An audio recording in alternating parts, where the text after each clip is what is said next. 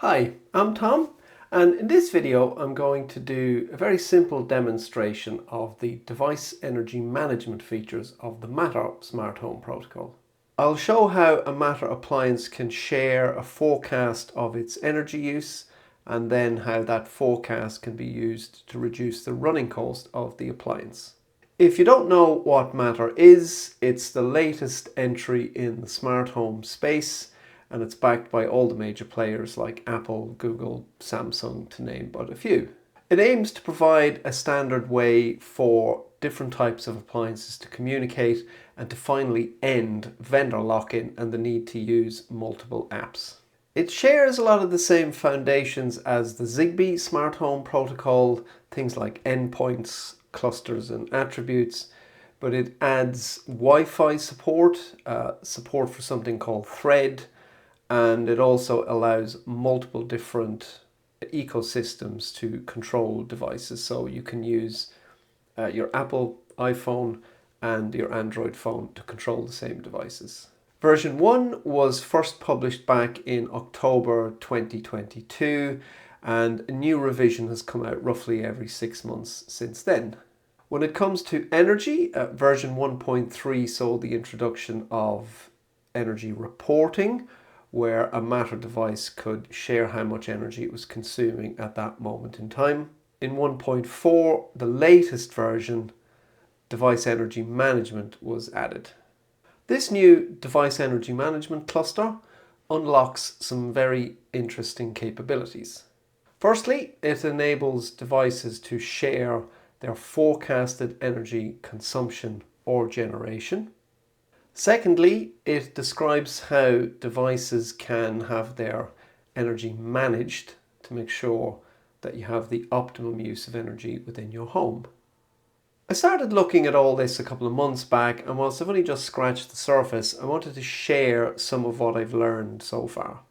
As I mentioned at the top of the video, I want to show how a Matter appliance can share its forecasted energy, and then how a device energy manager can use that forecast to reduce the running cost of the appliance. I don't have any real appliances that support the device energy management cluster, so I'll be using the Dishwasher Emulator that I've built. I made a video about that a few weeks ago, and there'll be a link here on the screen to that video. For the device energy manager itself, I've created a very crude application using the open source Matter.js framework. Everything you're about to see is fully open source, and I'll include the links to GitHub in the description. Let's start with the device energy manager. And this is it. I have a few options across the top: devices, energy and testing, and I'll come to each of those in turn. The first thing we'll look at is devices. Now, I've paired two devices with my energy manager already, and the bottom one here is my Tiny Dishwasher. So we'll open that now. Now there's not much to see on this screen beyond this really long node identifier. But the thing I want to draw your attention to is this opted out flag here, which is related to the device energy management. Now I'll come back to this in a couple of minutes.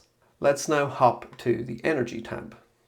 Now on this screen there's two sections. As you can see, there's a tariff section and there's a dishwasher section.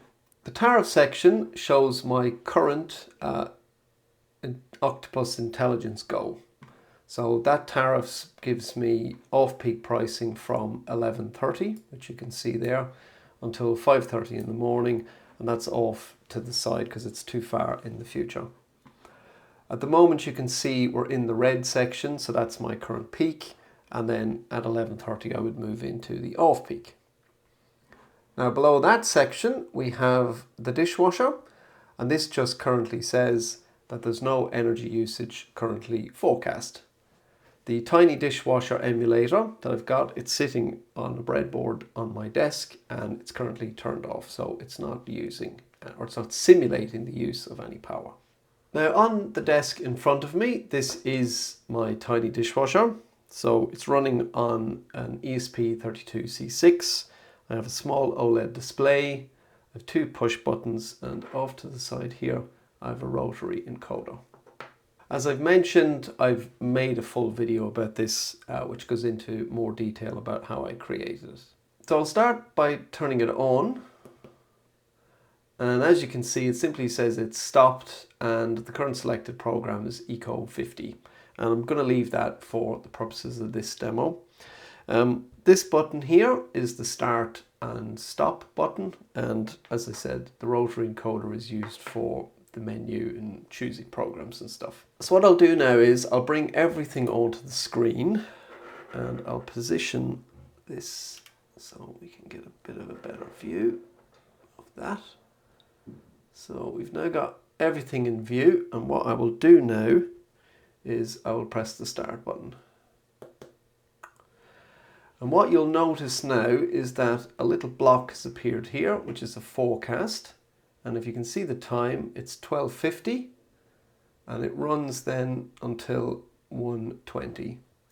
Now that's because I've configured the Eco 50 to run for, as you can see here, 1800 seconds. So it's begun counting down, and 1800 seconds is half an hour, which is what we see here.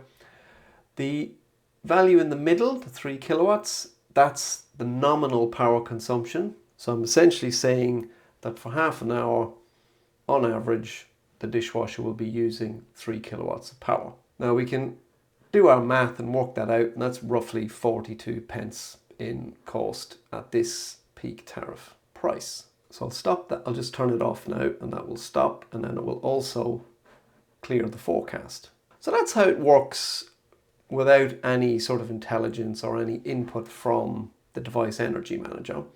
So what I'll do now is I will enable the device energy manager. So we're going to go back to my dishwasher and I'll bring up the menu.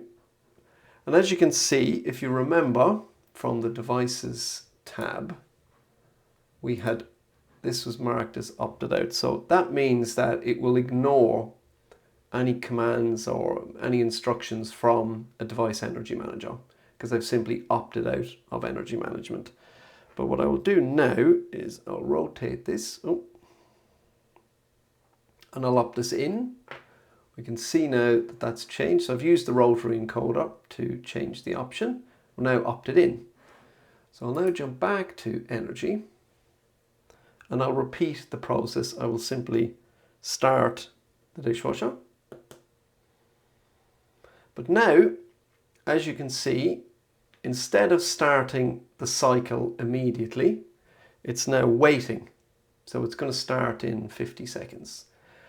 Now I've added in this simulated delay to give me time to show how the optimization would work, and I'll do that now. So what I'm going to do now is I'm going to click this optimize button, and we'll see now that it has pushed the start time of the dishwasher to 11:30, and you can also see that that's reflected here because it's now starting in 38,000 seconds. I really should format that to hours and minutes, but I've left it as seconds because currently everything in this protocol part of Matter is seconds, so this is just easier for me to understand. But you can see now that it's successfully delayed the start, and that would, doing the same math, I think it brings that running cost down to about 11 pence. And that's how my very crude optimization algorithm works. It simply checks how much this 3 kilowatt consumption over 30 minutes would cost at different times along the tariff. Now let's look at what might happen if there was a demand side response event. So that might be something like Octopus saying, ooh, there's loads of spare wind power and we're going to give you an hour's free electricity at 3 o'clock. So let's demonstrate how that might look. So if I go to my testing tab, I've got a very simple way to configure the peak and off peak. So let's imagine that we get off peak from 3 p.m. until 4 p.m. Okay. So if I go back to my energy, we now have a green slot here. My dishwasher is still scheduled to start at 11:30. But if I now click optimize, it'll bring the dishwasher start time in, bringing it sooner, so that it's now configured to start at 3 o'clock, because that will fit inside. Wow. So that will fit inside. Now, obviously, I've just noticed that the size of this block is misleading, because this is actually the width of an hour, but that doesn't matter. It's a little bit buggy. But hopefully that's demonstrated the idea. And if that were to disappear for some reason, and we optimized again, that would get pushed back up here to the main block of off-peak time. So that was a really quick look at Matter's device energy management. The little bits I've shown you there are essentially something called power forecast reporting, and that's where a Matter device can tell you how much power it's going to consume over a period of time. And I've also demonstrated something called start time adjustment, and that's where the device energy manager can ask the appliance or the Matter device to adjust when it will start its forecasted consumption. So that's a kind of a very simple scenario where we would use that based on peak and off peak. Now, the actual device energy management protocol itself is quite big, and it does allow you to go much deeper, and it allows you to exercise tighter control.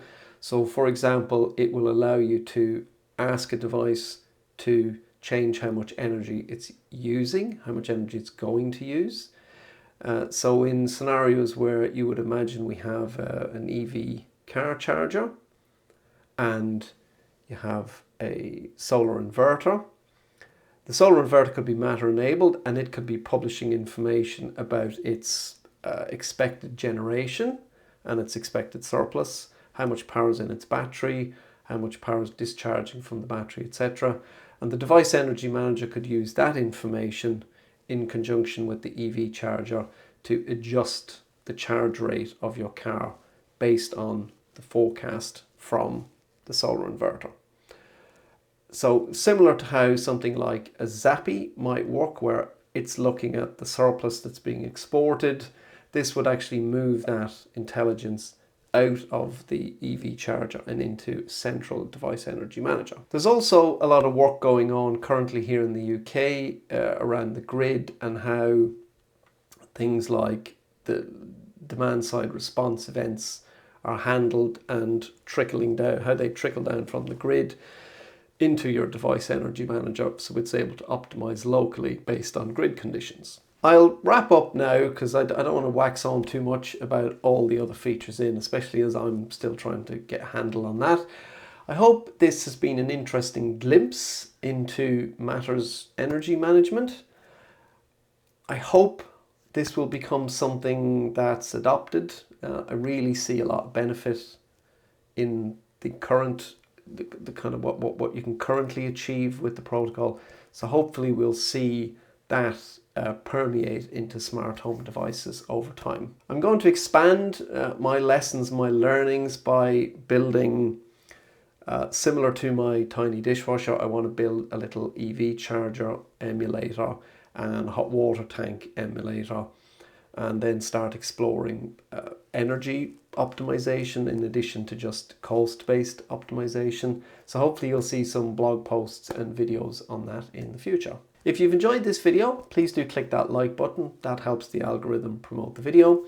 If you found this interesting, do check out my other videos, and if you find any of them interesting, do consider subscribing. Otherwise, that's it. I'm Tom, and thanks for watching.